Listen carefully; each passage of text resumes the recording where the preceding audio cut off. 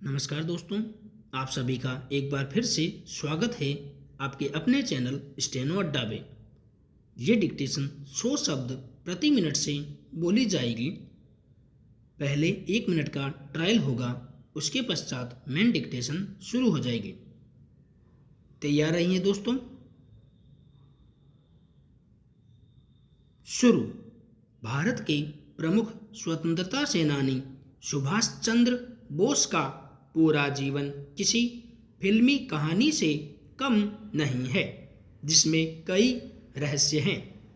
सुभाष चंद्र बोस देश की आज़ादी के लिए लड़ने वाले असल जिंदगी के हीरो थे, जिन्होंने अंग्रेजों की गुलामी न स्वीकारते हुए आज़ाद हिंद फौज का गठन किया। नेताजी सुभाष चंद्र बोस की मृत्यु हर किसी के लिए एक रहस्य है। उनके निधन के इतने सालों बाद भी आज तक ये पता न चल सका कि आखिर उनकी मौत असल में कैसे हुई थी। उनकी मृत्यु पर जो जांच हुई वह भी कुछ सही निष्कर्ष न दे सकी। ट्रायल डिक्टेशन समाप्त हुई। मेन डिक्टेशन कुछ ही समय में शुरू हो जाएगी। दोस्तों, इसकी पीडीएफ के लिए डिस्क्रिप्शन में दिए टेलीग्राम लिंक पे क्लिक कीजिए, वहाँ आपको इसकी पीडीएफ मिल जाएगी।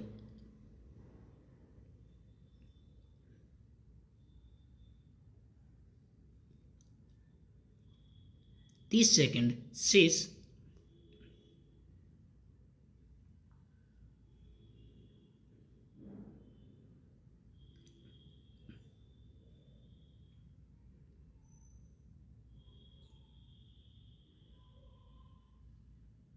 तैयार रहिए दोस्तों, डिक्टेशन कुछ ही समय में शुरू होने वाली है।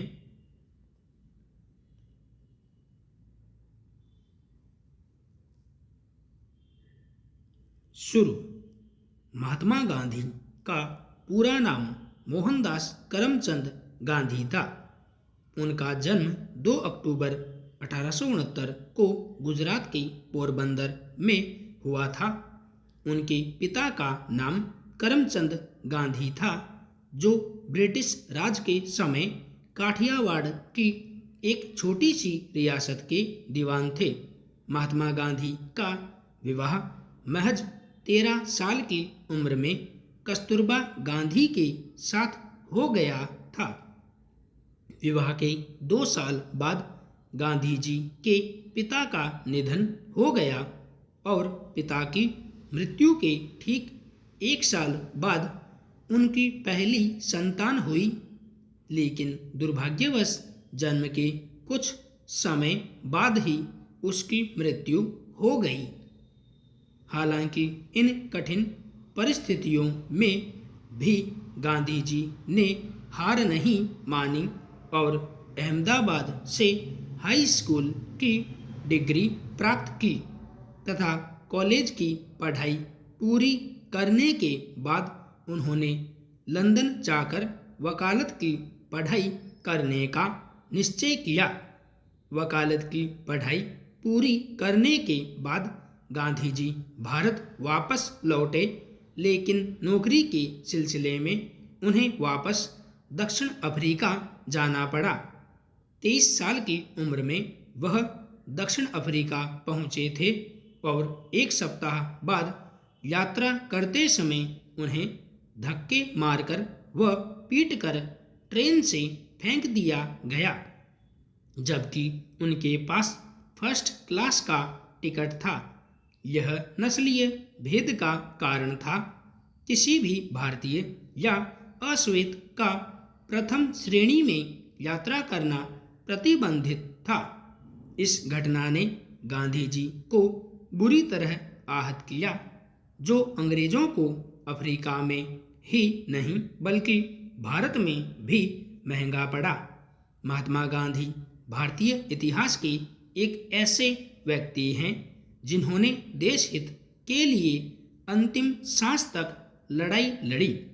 वह आज़ादी के आंदोलन के एक ऐसे नेता थे जिन्होंने अहिंसा के मार्ग पर चलते हुए अंग्रेजी शासकों के नाक में दम कर दिया था। महात्मा गांधी को राष्ट्रपिता के नाम से भी संबोधित किया जाता है। उनकी सत्य और अहिंसा की विचारधारा से लोग काफ़ी प्रभावित थे। महात्मा गांधी ने अफ्रीका में भी लगातार 21 वर्षों तक अन्याय और नस्ल भेद के खिलाफ अहिंसक रूप से संघर्ष किया। 1915 में गांधी जी दक्षिण अफ्रीका से भारत लौटे थे और अपने गुरु गोपाल कृष्ण गोखले के साथ इंडियन नेशनल कांग्रेस में शामिल हुए। इस दौरान भारत गुलामी की जंजीरों से जकड़ा हुआ था और किसी एक ऐसे व्यक्ति की आवश्यकता थी जो स्वतंत्रता आंदोलन को एक नई दिशा दे सके। गोपाल कृष्ण गोखले ने उन्हें देश की नब्ज को समझने का सुझाव दिया। गांधी जी ने देश के हालात को समझने के लिए भारत भ्रमण की योजना बनाई, जिससे देश की नब्ज को जान सके और लोगों से जुड़ सकें। उन्होंने असहयोग आंदोलन, सविनय अवज्ञा आंदोलन, भारत छोड़ो आंदोलन का भी नेतृत्व किया था। देश की स्वतंत्रता में गांधी जी के योगदान को शब्दों में नहीं मापा जा सकता। उन्होंने अन्य स्वतंत्रता सेनानियों के साथ मिलकर अंग्रेजों को भारत छोड़ने के लिए मजबूर किया था।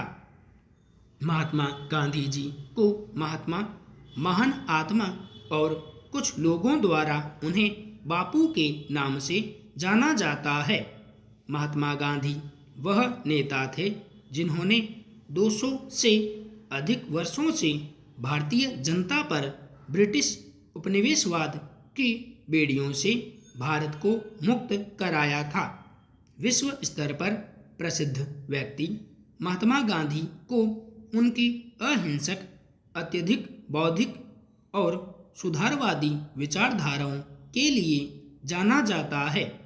महान व्यक्तियों में माने जाने वाले भारतीय समाज में गांधी का कद बेजोड़ है, क्योंकि उन्हें भारत के स्वतंत्रता संग्राम का नेतृत्व करने के उनके श्रम साध्य प्रयासों के लिए राष्ट्रपिता के रूप में जाना जाता है। गांधी जी डॉक्टर बनना चाहते थे, लेकिन उनके पिता ने जोर देकर कहा कि वे बैरिस्टर बने। उस समय इंग्लैंड पढ़ाई का केंद्र था, इसलिए उन्हें अपने पिता के सपने की खोज में कॉलेज छोड़ना पड़ा।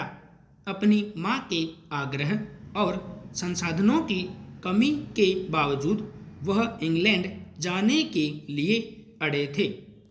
अंत में वह इंग्लैंड के लिए रवाना हुए, जहां उन्होंने लंदन के 4 लॉ कॉलेज में प्रवेश लिया। उन्होंने लंदन विश्वविद्यालय में मैट्रिक की परीक्षा भी दी। लंदन में अपने समय के दौरान उन्होंने अपनी पढ़ाई को गंभीरता से लिया और एक सार्वजनिक बोलने वाले अभ्यास समूह में भी शामिल हो गए, जिससे उन्हें कानून का अभ्यास करने के लिए अपने शर्मीलेपन को दूर करने में मदद मिली।